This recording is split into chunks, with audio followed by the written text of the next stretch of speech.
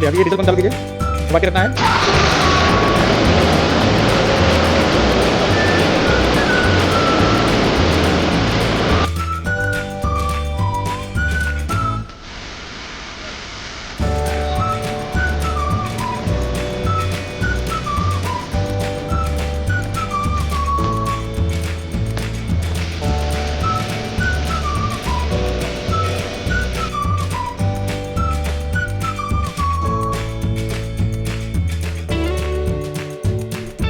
Jockey pump चालू करना पड़ेगा।